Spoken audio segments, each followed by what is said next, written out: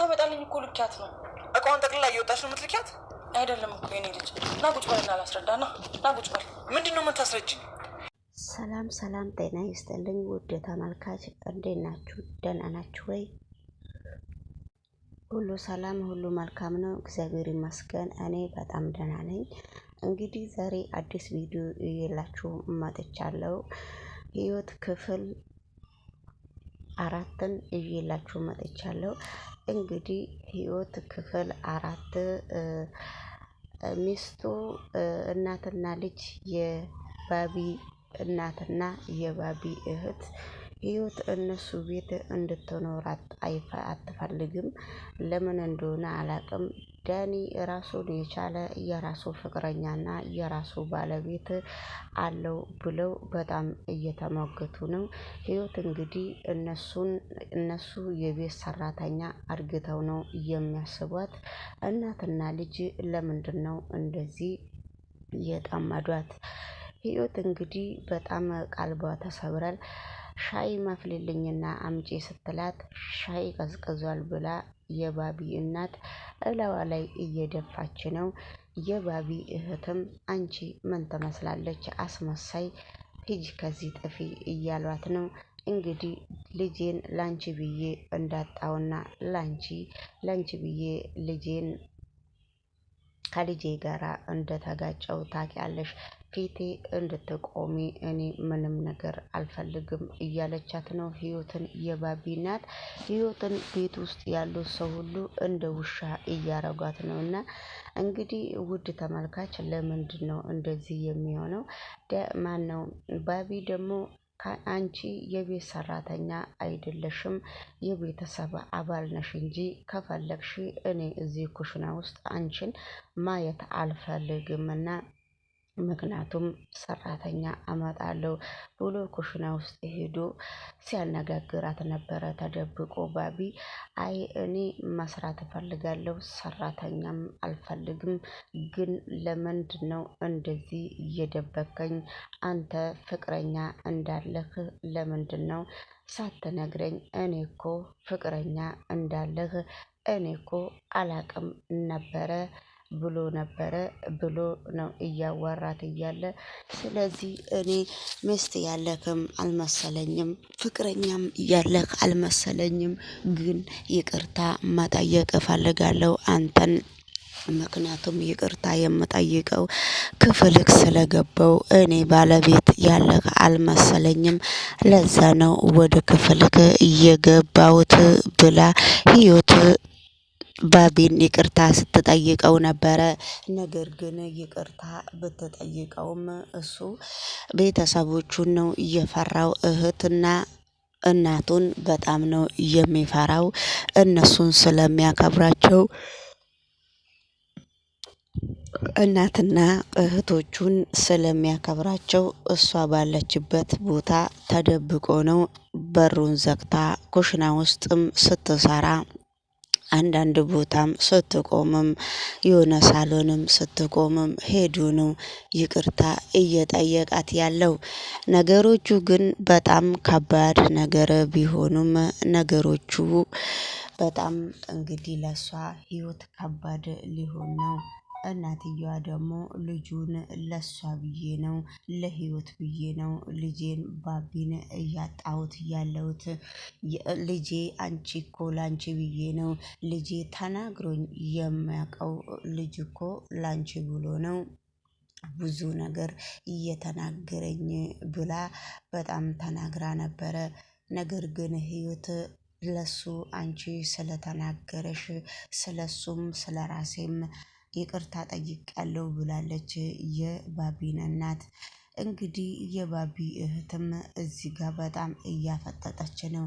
እንግዲህ ውድ ተመልካች ሌላ ሴትም መታ የቤት ፋሚሊ መሰለችኝ እንግዲህ እየተነጋገሩ ነውና ህይወት ደግሞ ባቢን ጠርታ ፊት ለፊት ቆመህ አነጋግረኝ እያለችው ነው። እንግዲህ ውድ ተመልካች ባቢ ህይወትን ይወዳታል ማለት ነው። ህይወት ደግሞ የሱን ቤተሰብ እንደ ሰራተኛ ሆና እየታዘዘች ነው። እሷ ግን ቤተሰቦቹ ግን ሂጂ ውጭልን፣ አንቺ ውሻ ምን ትመስላለች? ምን ስታስጠላ ብለው ነው የሚያባርሩት። አብሶ የባቢ እናት በጣም ሻይም ስታቀርብላት ሻይ ቀዝቅዟል ብላ ሻይም እላዋ ላይ ልትደፋ እስከምትደርስ ድረስ ደረጃ ነው። እንግዲህ እናትና ልጅ ቁጭ ብሎ ከፊታችን ዞር በይ ሲሏት በቃ ሁሉንም ነገር ችላ እሱ እስከሚመጣም ትላለች ህይወት አንዳንድ ጊዜ። ነገር ግን እሱ ቢመጣም ምን ያደርግልሻል እያላት ነው። ነገሮቹ ግን በጣም ከባድ ነው። ስለዚህ እንግዲህ በስተመጨረሻ ላይም ዞር በይ ስላት ዞር ብላለች። እሷ ዞር ስትልም ባቢ ባለችበት ቦታ ፈልጎ ሄዶ ይጠይቃታል።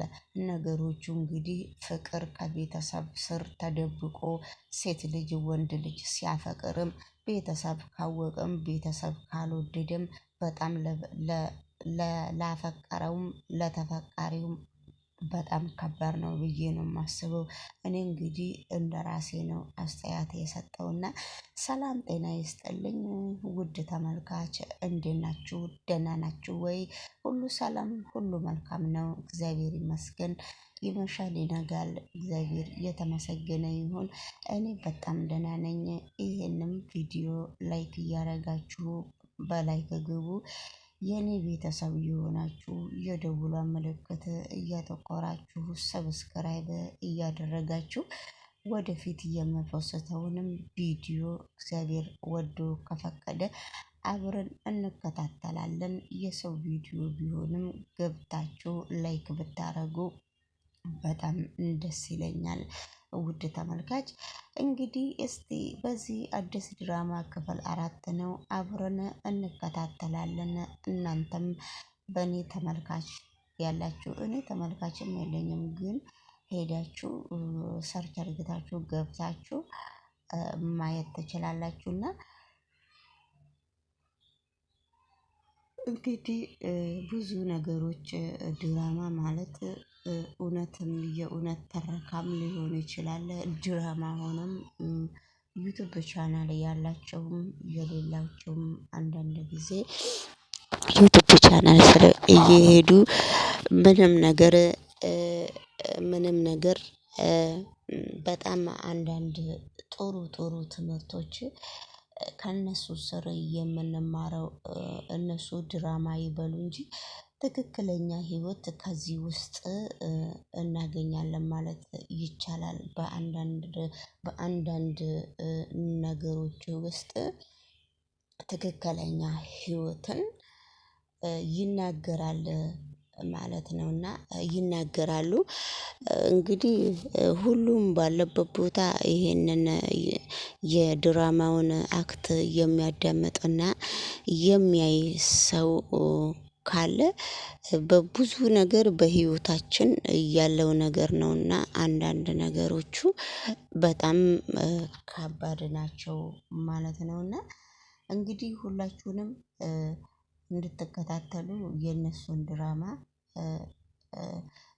የተባለውን አንዳንድ ነገር ስናይ ራሳችንን የምናሳምን ራሳችንን የምናጠነክርበት ሁሉም ነገር እንዴት በህይወታችን ላይ መጥቶ እንደሚያልፍ ሁሉም ነገር እንደምናሻሽለው እየተማርን ነው ማለት ነውና ጊዜ ኖሮን ብናይ በጣም ደስ ይለኛልና እንግዲህ ህይወት እያሳለፈችው ያለው ህይወት በጣም ከባባድ ነገሮችም ቢሆኑ እንግዲህ ውድ ተመልካች ምንም ማለት አይደለም። ሁሉም ነገሮች ያልፋሉ ማለት ነው። የማያልፍ ነገር የለም። ተበዳሪም ያጣም ያገኘም ከሁሉም በቃ ከሁሉም እንደ ንብ አበባ እየቀሰመ ወደ ማር አይደለ ማር ቦታ ነው የሚወስደው አይደለ። ከሁሉም ህይወታችን ቀሰም በቃ መልቀም ነውና እንድች እያልን በጣም ብዙ ነገሮች የምንለምድበት ነው እና በጣም ብዙ ነገሮች በጣም የምናሻሽልበት ነውና ስለዚህ እንግዲህ እናንተም እዚህ ጋም ደግሞ ሽርሽር አለ ማለት ነውና ወጣ ገባ አንዳንድ ጊዜ ማለትም ጥሩ ነውና እንግዲህ ህይወት ድራማ እንግዲህ በእነሱ ቤት አዲስ ድራማ ነው። ገና ከክፍል 4 ነው የሚጀምረው። ሰርች አርግታችሁ አንዳንድ ነገር ከስሩ መማርም ትችላላችሁ፣ ተምራችሁ ማስተማር ትችላላችሁ። ስለዚህ እንግዲህ ውድ ተመልካች በአዲስ ቪዲዮ እስከምንገናኝ ድረስ ባይ። ሰቀል ታዲያ ይሄ ምን ግራ ያጋባሽ?